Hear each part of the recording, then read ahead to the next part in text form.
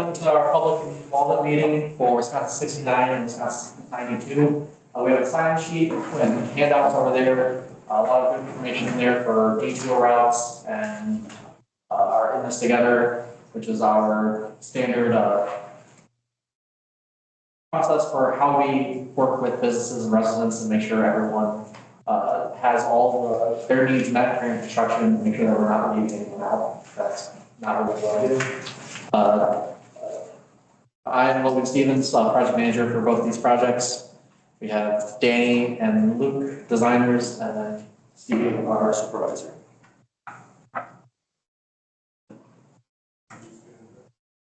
Oh, and John Manager, John Hamilton, hopefully I don't have to see you. That's okay. I'm going to start off talking about the 69 portion of the project. The agenda today, we're going to talk about the location of the project. We're going to talk about the purpose for the project and the need. We'll go over the proposed improvements, real estate and traffic impacts. We're going to go over the project schedule and give our contact information at the end and see if you guys have any questions.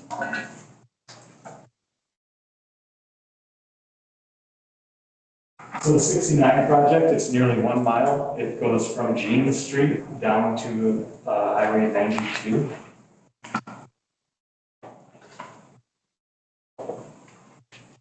One of the reasons for this project is that the pavement is cracking. We have cracking and rutting, and if we let it continue to deteriorate, it's going to cause a safety issue. We also have non-compliant curb ramps out here. Curb ramps out here are not up to the current Americans with Disability Act standards, and we need to address that. We have a retaining wall at Grant Street, and right now it's in a state of deterioration caused by a freeze-thaw cycle. Freeze-thaw. Yeah. So the proposed improvements for this project, we're going to remove all the existing pavement on Highway 69, and then we're going to pave back 6 1/4 inches of asphalt. We're going to update the curb ramps to be compliant with Americans with Disability Act standards. We are going to have a rectangular rapid flashing beacon for pedestrians to use at Vine Street. We're going to replace the retaining wall at Grant Street. And the village, with this project, will be replacing sanitary sewer main from Grant Street to Harrison Street and water main from Grant Street to Vine Street.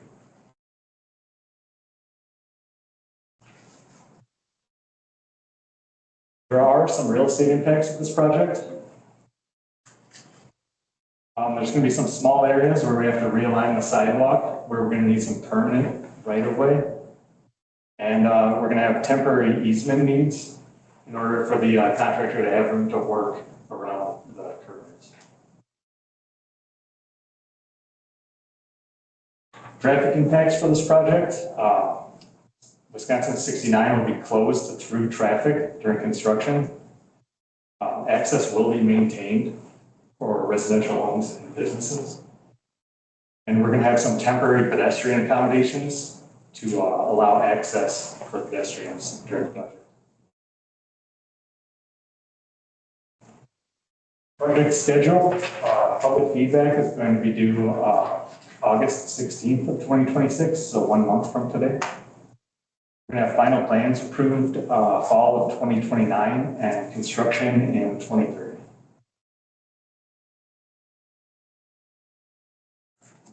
And we do have a project website with more information. It's found at this link. It's also in the handout, so and you can also go to wisconsindot.gov and search for Wisconsin 69 Jean Street to Wisconsin 92. And I'm going to hand it off to Dave. All right, and I'm designing the Wisconsin 92 project. It's going to be between where Luke's project ends off, right at Wisconsin 69. I'm going all the way down to East Avenue where that new pavement is.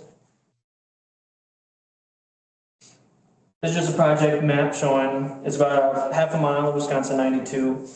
And that's just showing a map of where the work is going to be done. Much like Luke's project, there's pavement deterioration, there's alligator cracking, thermal cracking, longitudinal fatigue cracking, and we would like to address it sooner rather than later, otherwise the pavement structure will continue to get worse, maintenance costs will go up, and car health will go down. We have out-of-date curb ramps in the area, so we'd like to address those, get them up to Americans with Disabilities compliance. Our Badger State Trail, we're going to update those curb ramps as well to match ADA as best we can. We're working with the DNR to minimize any other impacts outside of what those curb ramps are and whatever minor realignments we need with sidewalk. Our design overviews, we're going to mill off 4.5 inches of the asphalt and we're going to replace it with 4.5 inches of asphalt. And we're going to reconstruct those curb ramps as mentioned before. Real estate impacts, same thing as Luke, we're going to acquire some permanent right-of-way just where that sidewalk is for the curb ramp realignment. And then a temporary easement will be for any grading outside for the contractor to work. Wisconsin Ag will be closed through traffic. We'll maintain access for business and residents, and the temporary pedestrian accommodations will be provided with curb ramp construction. Since our projects are tied, we'll have a very exact same schedule. Well, public feedback's due exactly 1 month from today, August 16th. Final plans approved fall of 29, construction year of 2030. This is the project website, also found in the handout, so you don't have to memorize that link right now. Otherwise, if you look up wisconsin.gov, search for WIS92, Wisconsin 69 East Avenue will be the first link. This is our business coordinations. We're in this together. It's a resource to help coordinate with the construction project. More info for it is at the back of the handout. This is our contact information. Again, we'll have business cards provided so you don't have to memorize these all right now, otherwise they'll stay on the screen. That concludes our presentation. Any questions? I would like to see the flashing lights on the corner of Green Street and Main Street. You have Vine, and then you got Green Street. We have businesses on the other side, and people try to cross there, because you have to get almost out into the center of Main Street to see traffic coming from west to east. And there's a lot of pedestrians that are crossing there. There's kids crossing. So I put that on my little handout sheet of a recommendation. Yeah. Yes, I'm sorry. The beacon lights, the one sign that's already planned on Vine Street was basically a village initiative. The village is going to be paying for that. We wanted that. We're going to be bringing back to Public Works. There was talk about one where the Badger Trail crosses and goes by the library. So if there's additional concerns that, because there is still some planning elements, we can certainly bring those up. But the beacon lights, like I just said, we already did it for Vine Street. We set it up for Vine Street. If we need to add more to the list to do it. So we should be talking to you. For the beacon lights? Yeah. Okay. Because I didn't know if that was part of this project. I'm going. It is, but that's sort of the village, that one's sort of the village side of it. Okay, because I mean, there is a lot of people trying to cross Main Street. And are we getting the speed bumps on Main Street? Speed bumps, I haven't seen any talk of speed bumps. On a state highway, that would never be okay there. Okay. I mean, some of this stuff about the beacons, that's gonna have to go to the board. That doesn't have anything to, although it has to do with this project, it doesn't, because they're not paying, this is not a DOT initiative to put the beacons in. Okay, thanks, Nancy. And the reason I asked that is because traffic just whizzes down Main Street. With the addition of the beacon brought by the village, it will encourage most pedestrian traffic to cross there. Even if it's a block out of the way, a block or two out of the way, it encourages people to cross there where it's safer, and it allows traffic to see them wanting to cross for a traffic stop. You had a public officials meeting prior to this? Yes. Were there any changes or additions that they wanted or expressed as part of their meeting that has not been shown to us tonight? I don't think so. Nothing comes to my mind. No, we clarified a little bit on sections of sewer main that we were looking to replace, some of the utility stuff like that, but largely it was just clarifying what's sort of already in the cards. I do not believe we really had any changes. We were seeking a variance to get some, a few bump outs, but if that happens, that's, It's a debate whether that's feasible or not. Is that on the village then, or is it a DOT expense? That'd be DOT, it'd be based on our standards on if we can accompany turning lanes for trucking in the area and for any traffic concerns for just the quantity of traffic as well. And will you be doing modeling for that too? We will if we are able to fit them in. If not, then we won't be able to do a model for it. And that's traffic impact modeling? We typically do forecasting and current counts at the start of the project, and right now it doesn't warrant it, but we can go back to and ask for an additional.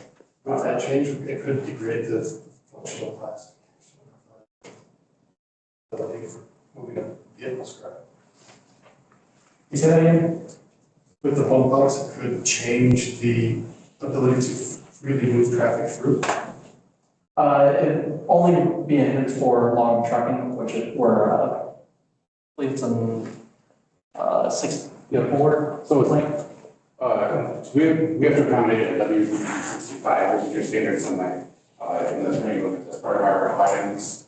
We did run the turning movements, design checks, and the bump outs that we were looking at before would not, we could not accommodate those turning movements and keep people from encroaching into opposite lanes, which is our requirements as the DOT. The village has asked us to try and get a variance to our standards for certain intersections, Vine Street, to be incorporated bump outs, but then with that, we would have to, this village would have to sign the side of the street as a no truck allowed route in coordination with that. So we're going to go back to our traffic section and talk to them about what can be not do. Just Vine Street then? That's the one that's been designated as of right now. Another thing with you're talking about traffic flowing through 69 is an oversized overweight route.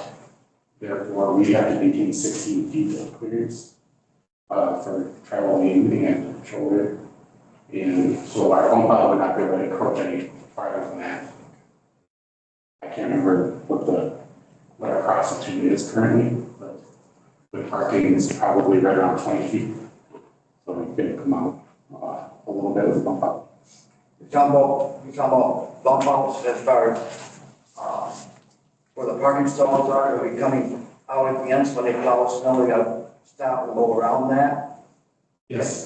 The bump out or curb extensions, what sort of we're in.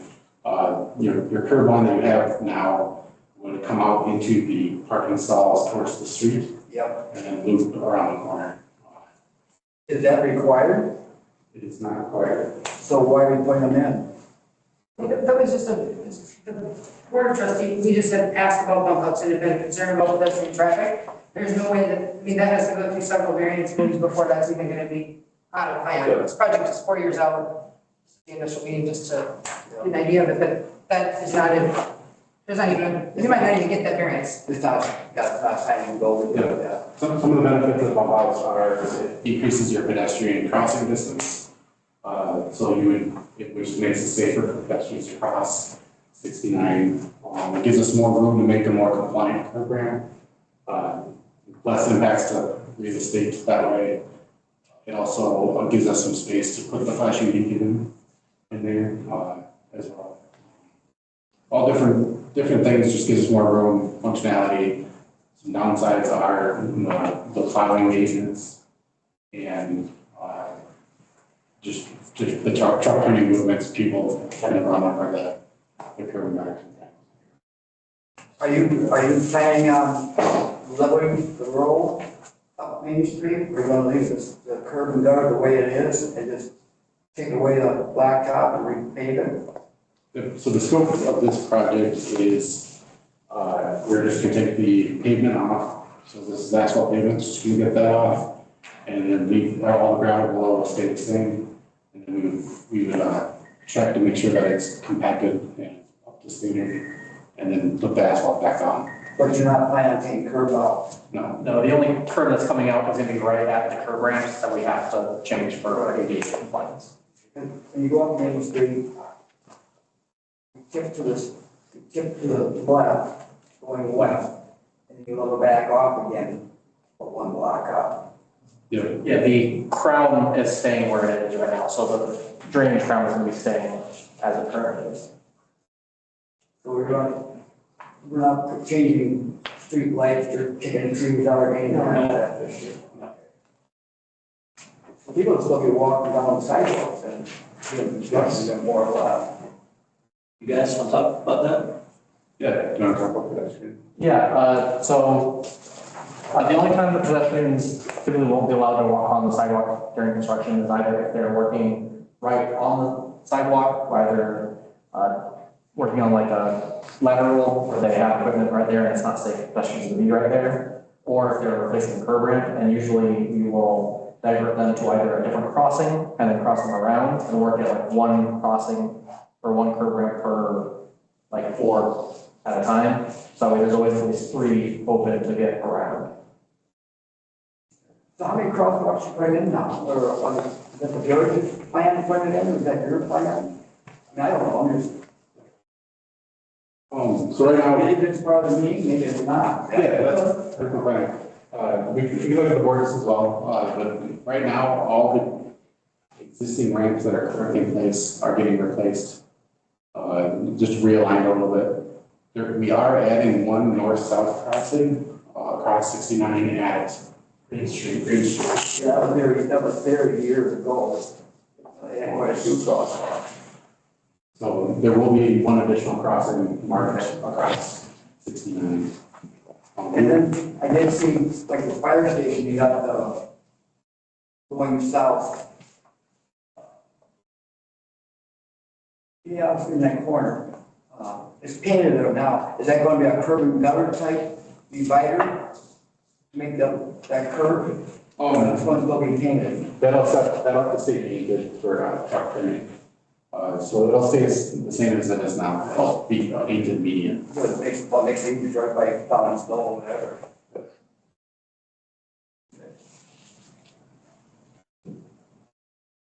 I have a question regarding Highway 92. You're doing a mill and overlay on Highway 92? Just pavement, same thing, pavement replaced. Okay, and you're putting 4 layers of asphalt now? 4.5 inches at, I believe it's 2 layers, 3 layers. It'll be 2 or 3 layers. Because that's listed as oversized load truck, and I can't even meet the turn radius down at School Street, so. Yeah, 2 layers, there'll be a lower layer and a higher layer, upper layer. So it's the same thickness that is on the current roadway. We would take the current existing 4.5 inches off, and put the 4.5 inches back on. There is a little bit of excavation that's going to be happening in front of the fire department there. And we'll coordinate with the fire department for that work. But other than that, again, the gravel will stay in place. We'll take the current pavement off, put the same amount of pavement back on. It'll just be a lot newer. So what dust control measures are you planning on having in place? Typically, we have watering where they have to water. We ask, when I'm leading projects, it's usually 2 to 3 times a week, especially during the drier weeks. But it's it's usually dependent on the type of gravel they have. Some gravel, accept dust more based on what's there. And so it's usually water control methods. And the other question is what is your start time for your workers for these projects? Is it going to follow village ordinance or is it going to be before the ordinance time? Typically, we follow village ordinance when we draft the language for when they can start work in the morning and when they have to stop working in the evening. You said typical.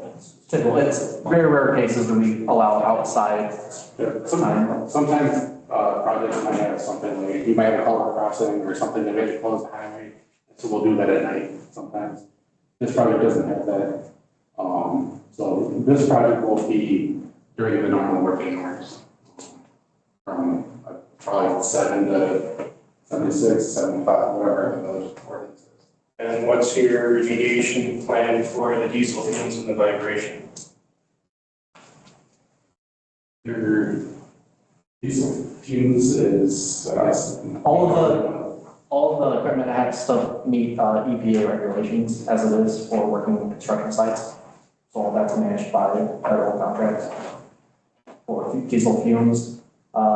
Vibration, most vibration we're typically have on here is a roller just for either gravel or pavement. And usually that's running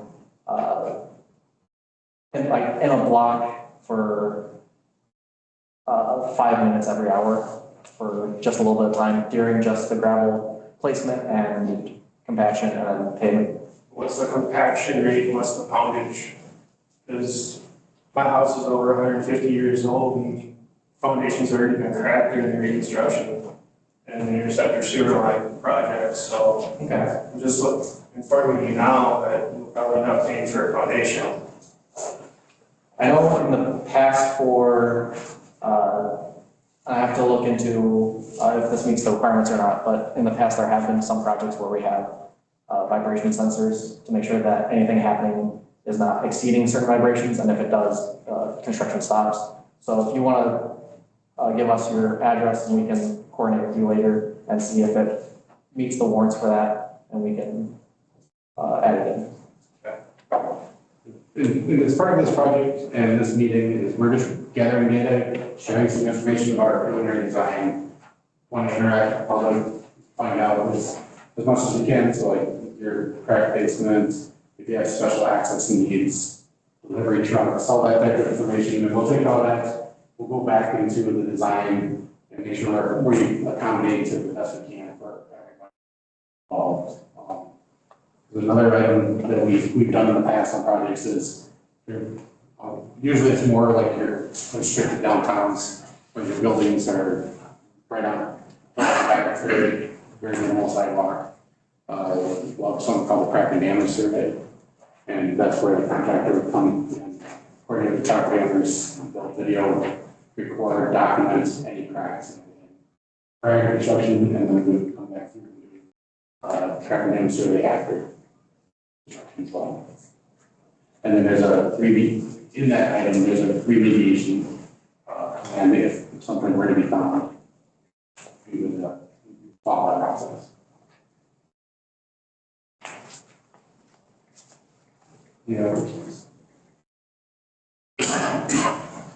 How long are these projects going to take and when they get started?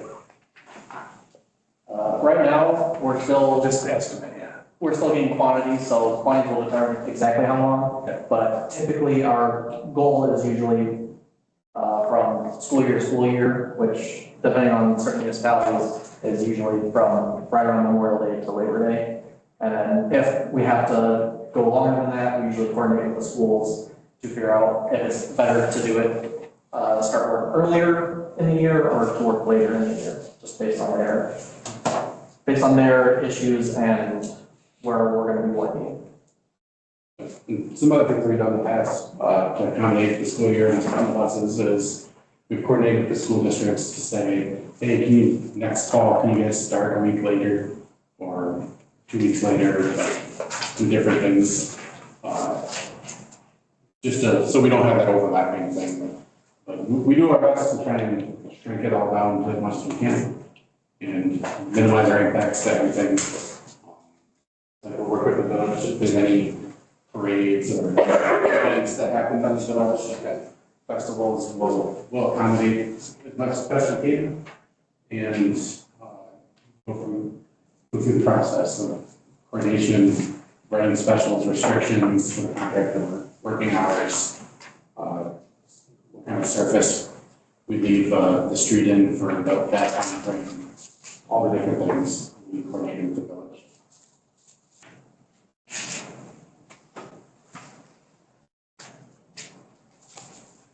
Any other questions?